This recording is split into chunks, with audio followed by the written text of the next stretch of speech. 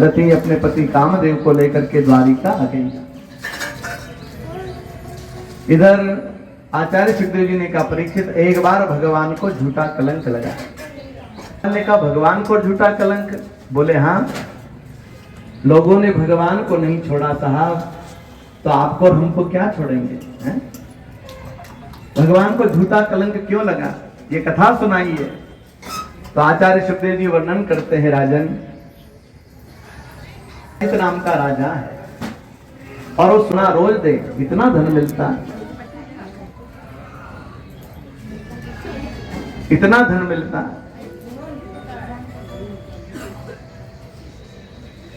तो एक दिन भगवान कृष्ण ने सत्राजित से कहा, सत्राजित तुम्हारे पास इतना धन है तो एक काम करो, ये मणि राजकोष में जमा कर दो, इससे जो धन मिलेगा वो समाज के हित में लगा देंगे।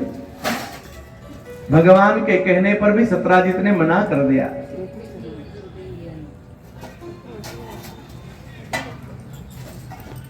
आज भी समाज में कई लोगों के पास धन तो है पर अच्छे काम में नहीं लगता साहब। मैं कई बार कि जिस पानी को हम पीते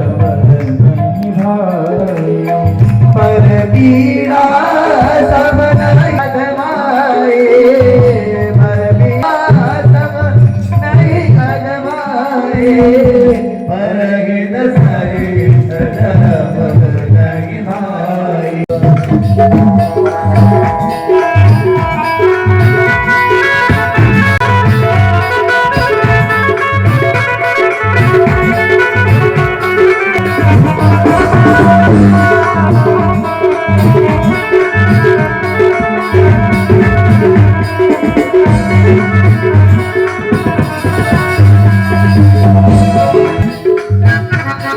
यही भावना बने तो कथा सुनना सफल हो जाए।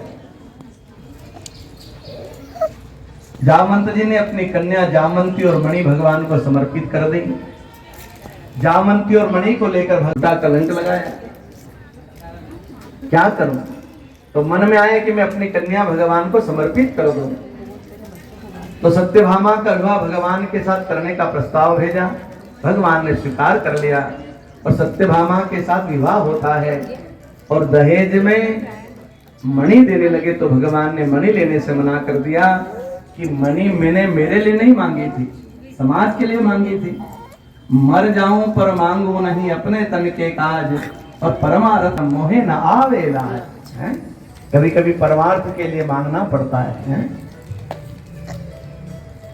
नाम का राजा है, उसने 16,100 कन्याओं को जेल में डाल दिया। तो भगवान ने भौमासुर का नाश किया और 16,100 कन्याओं को मुक्त किया। उन कन्याओं ने कहा, भगवान हम जेल में रह करके आई हैं, तो संसार का कोई पुरुष तो हमसे विवाह करे, हम तो आपसे विवाह करना चाहती हैं।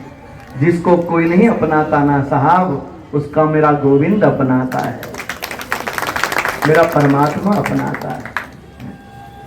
भगवान ने 16,100 कन्याओं के साथ भी विवाह कर लिया। ऐसे भगवान की 16,108 पत्नियां हुई। तो कई बार लोग प्रश्न करते हैं, महाराज भगवान को इतने विवाह करने की क्या जरूरत थी? देखो 8 पटरानियां जो है 16,000 कर्मकांड के मंत्र हैं और उन मंत्रों ने शरीर धारण किया। समिन्धतं पुनर्ब्रह्मांड वसुनिधा जगदयेह धृतेन तवन्तं वं वर्धाय सवसत्याः सन्तु यजमानस्य कामाः। उन वेद मंत्रों ने बाद उस परमात्मा से काम पड़ेगा, उसके पास जाने का ऐसे कौन समारे तेरे बगैर, हमारे तो 2 ही सहारे हैं। कन्हैया दोस्त है अपना और मालिक राम प्यारे हैं।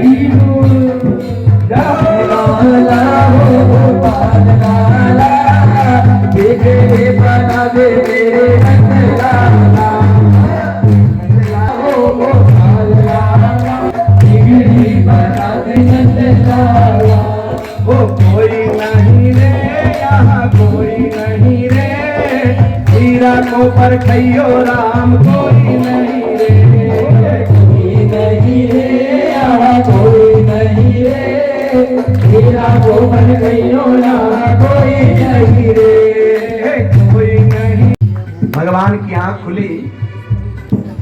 कृष्ण ने अर्जुन को देखा तो दुर्योधन ने कहा पहले मैं आया हूं इसलिए पहले मैं मांगूंगा। भगवान ने कहा मैंने तो पहले अर्जुन को देखा इसलिए उसका अधिकार पहले बनता है। दुर्योधन ने कहा नहीं, पहले मैं आया हूं तो मेरा अधिकार है, पहले मैं मांगू। भगवान ने कहा बड़ी मुसीबत है। और देखो दुर्योधन अभिमानी है तो भगवान के पास बैठा और अर्जुन विनम्र है तो पांव के पास बैठा। इसलिए कहना चाहता हूं कि कथा सुनी हो तो भगवान को मांगना। सुबह उठो तो मांगो, भोजन करो तो मांगो और रात को सोवो तो मांगो, उसी को मांगिए क्योंकि साज उसी का है जो बजाना जानता है, गीत उसी का है जो गाना जानता है और मेरा परमात्मा उसी को है जो पाना जानता है। भगवान से संबंध बनाओ साहब, भगवान से मित्रता करो तो उद्धार हो जाए। भगवान गए पुण्य करने के लिए, यज्ञ में पहले गए, फिर अर्जुन और भीम को लेकर के जरासंध के यहाँ गए। भीम के द्वारा जरासंध का नाश कराया, बंदीजनों को मुक्त करा करके भगवान राजसु यज्ञ में आए और अग्र पूजा के लिए भगवान कृष्ण का नाम आया।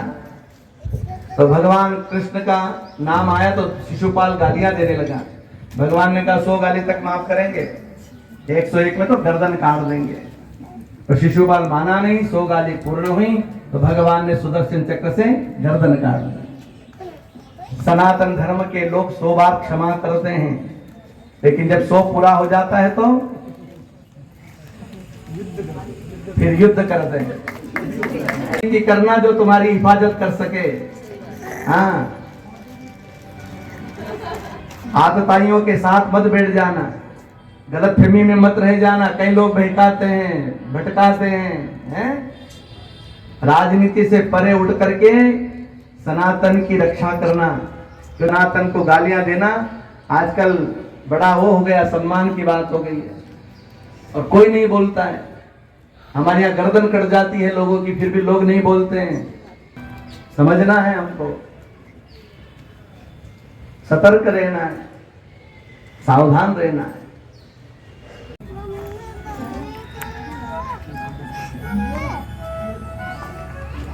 गुरुदेव कोई भी